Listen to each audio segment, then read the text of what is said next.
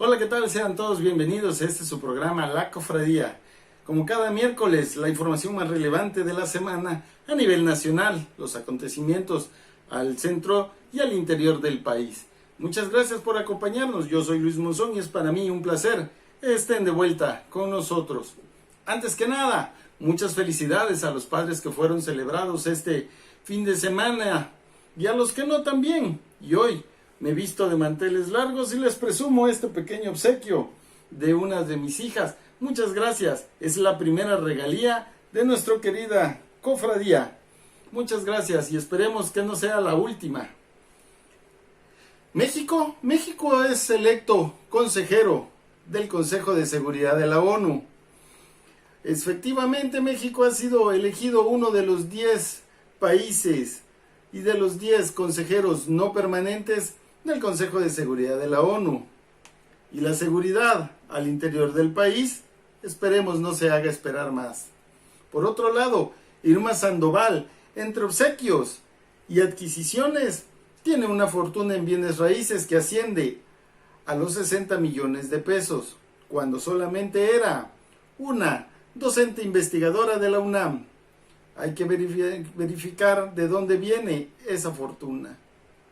Por otro lado, las elecciones 2021, bueno, no se hacen esperar. Y hoy las alianzas y los amarres están a la puerta. Y uno de ellos es Morena, que se piensa aliar con el Verde Ecologista y con el PT, los cuales ya están en pláticas. Por otro lado, el PAN lo intentó, pero fue rechazado. Desafortunadamente, no todos coinciden, ni todos tienen los mismos intereses ni las mismas necesidades para poder mantenerse como partido político en nuestro México querido. Y en la actualidad del COVID-19, este regreso a la nueva normalidad, separación de la cuarentena, nos ha dejado bien marcado cuál es nuestra debilidad y ella, no cabe duda, es nuestra economía. Casi 90 millones de mexicanos están en pobreza y 26 millones pueden estar en pobreza extrema. Estas son las consecuencias del encierro que nos trajo la cuarentena. Esto y más, hoy en la cofradía. Muchas gracias por acompañarnos y continuamos.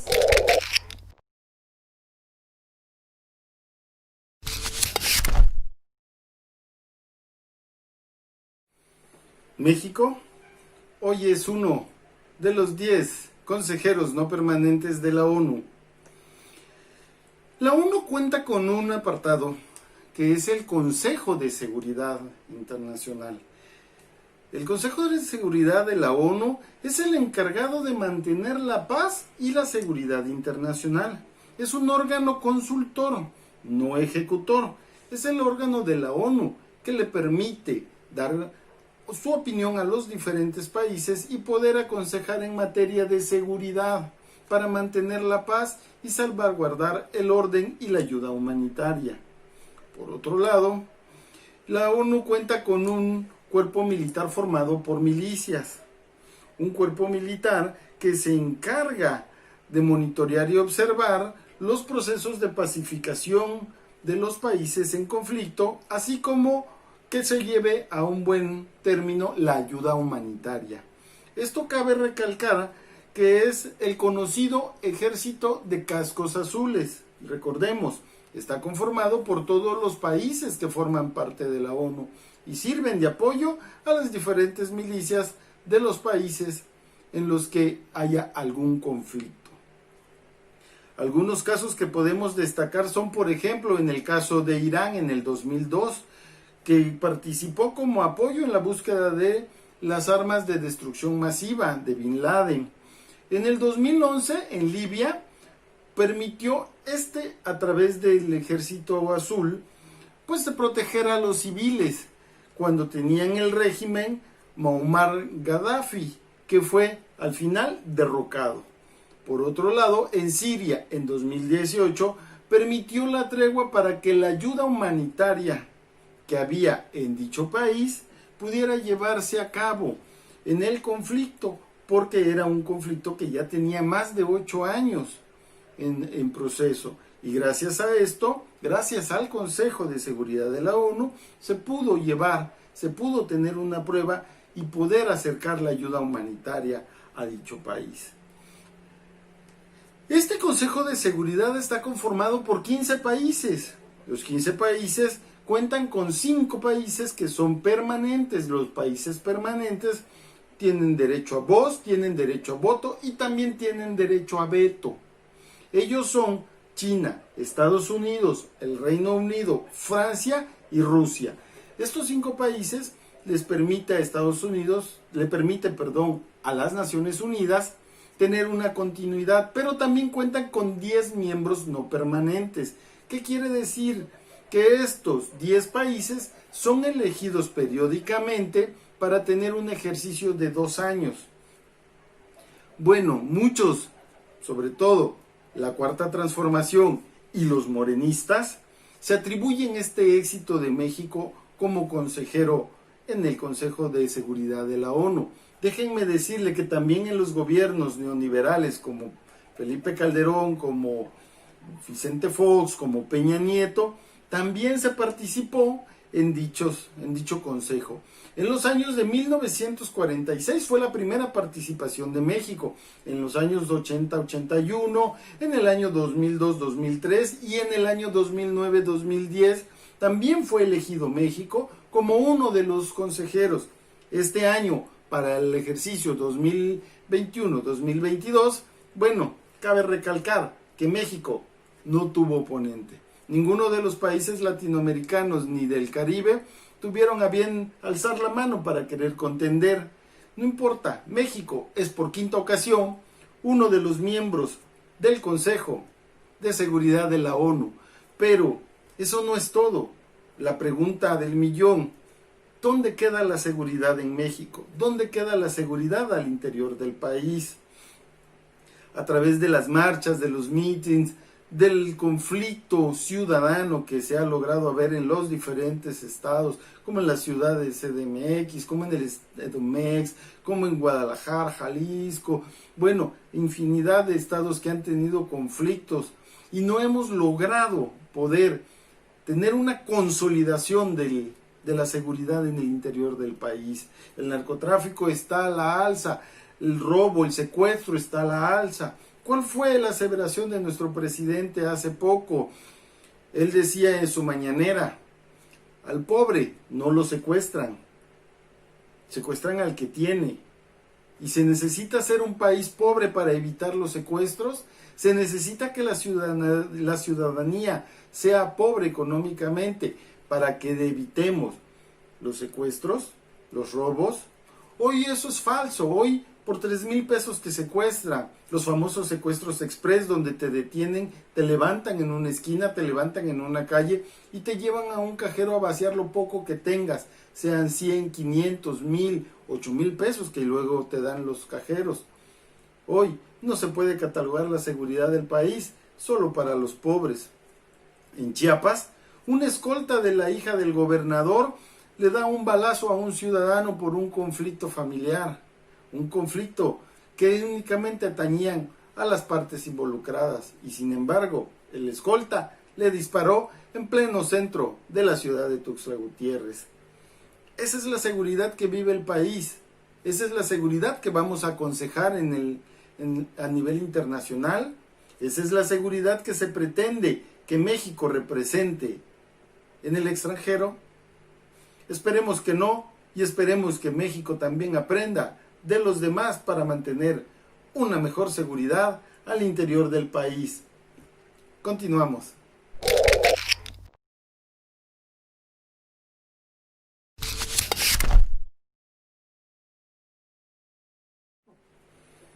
Hola, gracias por continuar con nosotros. Irmeréndira Sandoval, nuestra secretaria de la Función Pública, hoy, a través de una investigación del equipo de Loret de Mola en su canal Latin News, ha sido descubierta. En su poder tiene una fortuna que asciende a los 60 millones de pesos en bienes raíces. Aquí lo que llama la atención no es que tenga ella sus bienes o sus propiedades y que tengan un valor excesivo en el mercado. Aquí lo que llama la atención son dos cosas. La primera, que lo que ella declaró ante el SAT ni siquiera es una quinta parte de lo que valen esas propiedades. La segunda es que se hizo de esas propiedades cuando simplemente era una docente investigadora de la UNAM. Se dice que son propiedades en común entre ella y su esposo, pero la realidad es que ni juntando el sueldo de los dos se tiene una idea de que pudieran acumular esa fortuna. Son 6 casas con un valor de 60 millones de pesos y una de ellas fue un obsequio de su gran amigo Lebrat cuando él era jefe de gobierno. Una casa que está valorada en los 6 millones de pesos.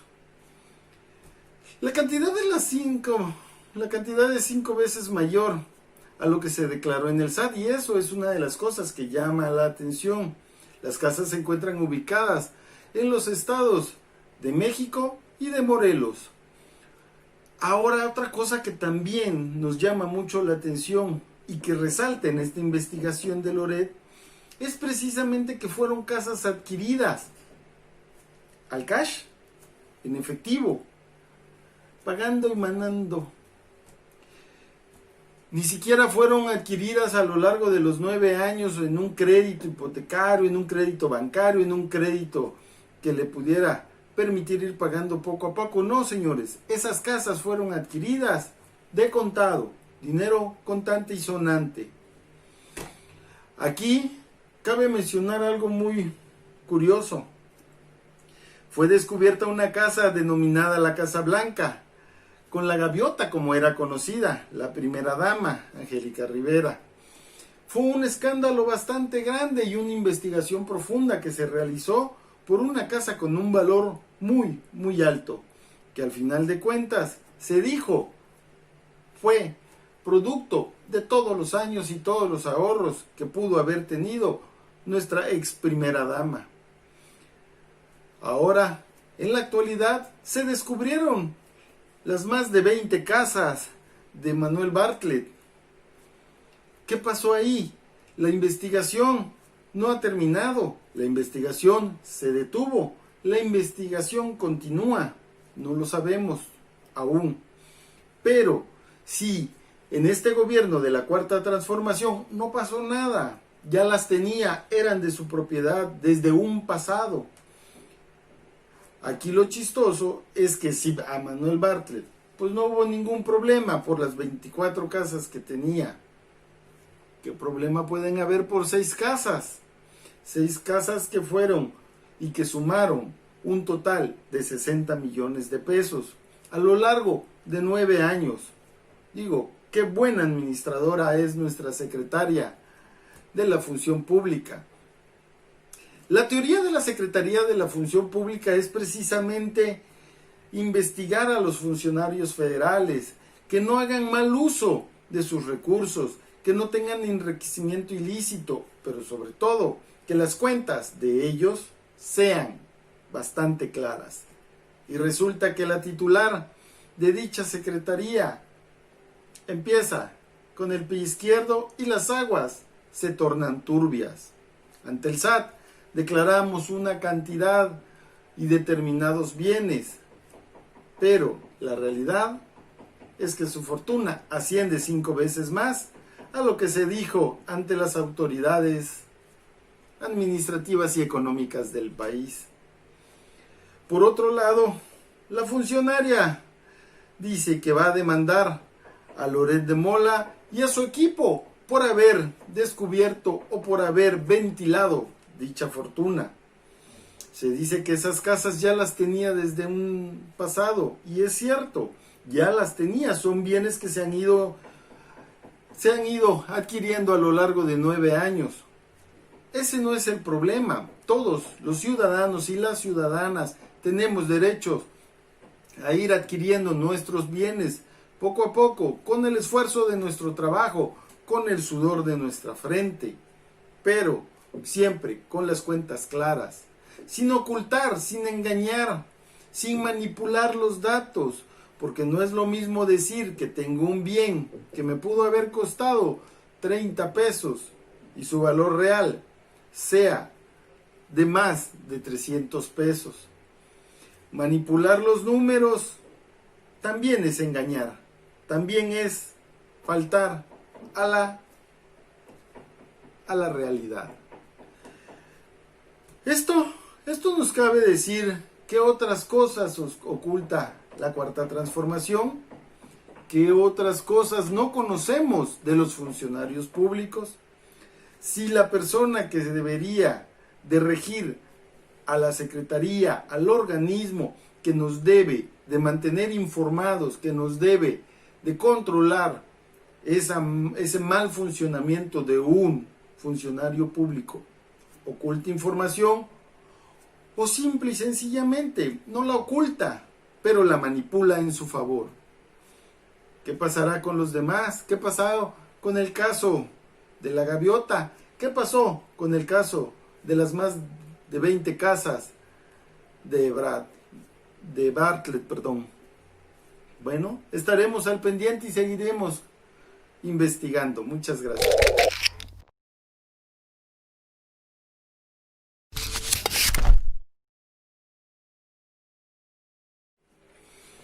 Hola, gracias por continuar con nosotros. Las elecciones 2021 no se hacen esperar. Estamos a 6 meses de empezar los trabajos electorales, pero las cosas se adelantaron. López Obrador descubrió y anticipó un bloque opositor para él y su partido. Un bloque opositor que está integrado por partidistas, partidos, empresarios, la ciudadanía en general, personajes ilustres. Y esto hizo que a la vez tuviera que adelantar sus trabajos políticos. Sabemos que López Obrador cuenta con su respaldo de su partido, Morena, el cual él fue fundador del mismo. Aquí no se hizo esperar, se descubrió el bloque opositor que está en contra de Morena y en contra de que sean los ganadores en las elecciones del 2021. Entonces, se tiene que trabajar para que eso no suceda. Entonces, se tiene que adelantar los trabajos del partido y de nuestro presidente para poder ganar las elecciones del 2021. Y eso se hace a través de alianzas. Y no se hizo esperar que López Obrador y el partido Morena tuvieran que buscar a los candidatos, según ellos, idóneos para poder alcanzar los objetivos políticos del 2021. Recordemos que para el 2021 son elecciones federales. Cambiaremos curules, pero también cambiaremos a gobernadores. Actualmente, el partido Morena y nuestro presidente, Andrés Manuel López Obrador, cuentan con un poder absoluto donde tienen las mayorías en las cámaras. Pero si no alcanzaran los objetivos del 2021, pudiera perder ese poder absoluto y entonces tendría que entregar cuentas o convencer a más de uno para que le sigan a la Cuarta Transformación. ¿Quién más sino nuestro querido Partido Verde Ecologista para hacer una alianza? Hoy Morena busca hacer una alianza con el Partido Verde Ecologista y con el Partido del Trabajo. Cabe decir que el Partido de Verde Ecologista ha hecho alianzas con todo mundo, a conveniencia. Ahí está cuando Fox jugó para presidente de la República, por el Partido de Acción Nacional, el Verde hizo alianza con ellos. Cuando Peña Nieto jugó para la presidencia, por el Partido Revolucionario Institucional, el Verde hizo alianza con ellos. Hoy se busca ganar las elecciones en el 2021 y ¿por qué no? Hagamos alianza con el Verde. El Verde es un partido que ha tenido buenos triunfos. Uno de ellos es la gobernatura en el estado de Chiapas. Ha ganado diputaciones locales, federales, presidencias. Ha ganado senadurías, tiene lugares dentro de las curules.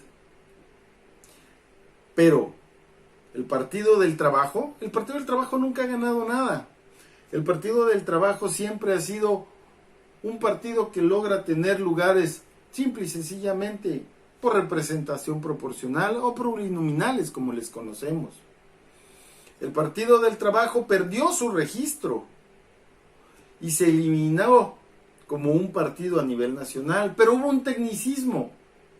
Y gracias a ese tecnicismo, el Partido del Trabajo pudo conservar su registro y los millones que se le otorgan a los partidos para poder operar a nivel político.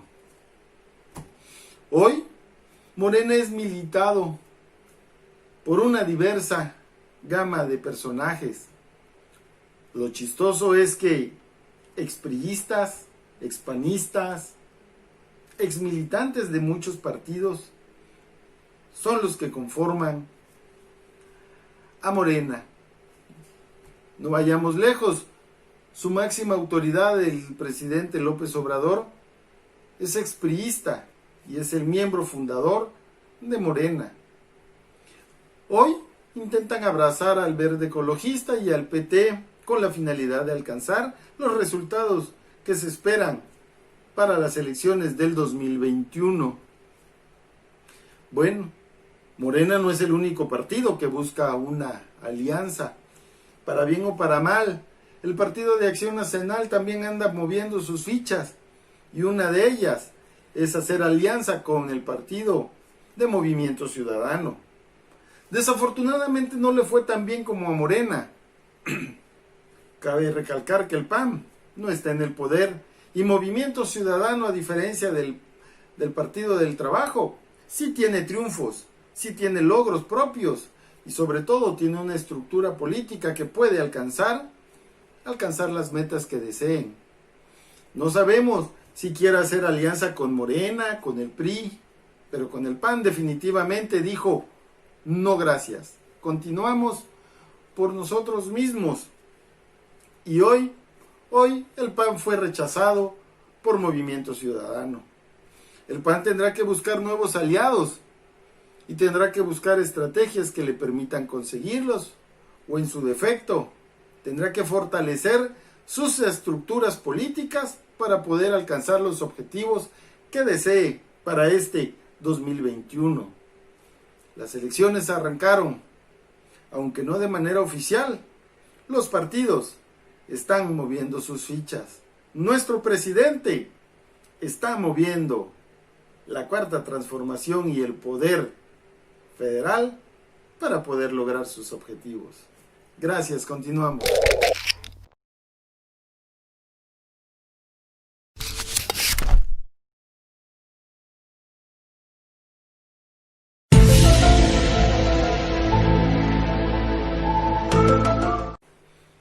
Gracias por continuar con nosotros.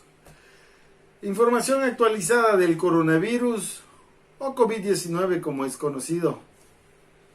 Los números no se detienen, los números continúan y desafortunadamente siguen en incremento. No se hizo esperar el aumento en los casos, tanto de contagiados como activos y muertos. Esta libertad de cuarentena nos está cobrando factura y una de ellas es el aumento de los casos y de los números.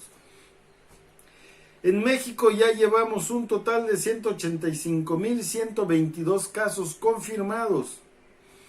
Por otro lado, tenemos un total de 23.155 casos activos, pero también un total de 22.584 casos de fallecimientos por COVID. Cabe recalcar que en México contamos con una gran diversidad de estados, algunos con mayor población, otras con menor población, y pues los números tampoco se detienen ahí. Tal es el caso de la Ciudad de México, la CDMX, que ocupa el primer lugar en números de confirmados, con un total de 42.479 casos y un total de 5.451 muertos por COVID. El segundo lugar lo tiene el Estado de México, el EDOMEX, que ya lleva un número de 28.555 casos confirmados y 3.092 muertes por dicho virus.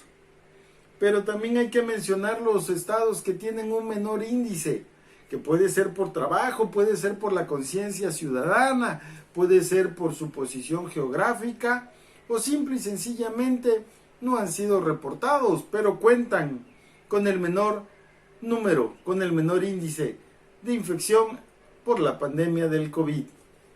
Ellos son Zacatecas, que cuenta con 695 casos confirmados y tan solo 72 muertes. El primer lugar se lo lleva Colima. Colima solo tiene 385 casos confirmados y la cantidad mínima de 44 muertes reportadas por el COVID-19. Esto es bueno, este es un número a decir agradable. Desafortunadamente los números no se han detenido. No sabemos si estos estados que representan un número menor, sea porque simple y sencillamente no se están reportando, sea porque la conciencia ciudadana ha crecido y están tomando las medidas necesarias para reducir ese número o por lo menos para irlo conteniendo, o simple y sencillamente no se cuenta con las cifras correctas. Lo que sí cabe mencionar es que la pandemia sigue cobrando factura.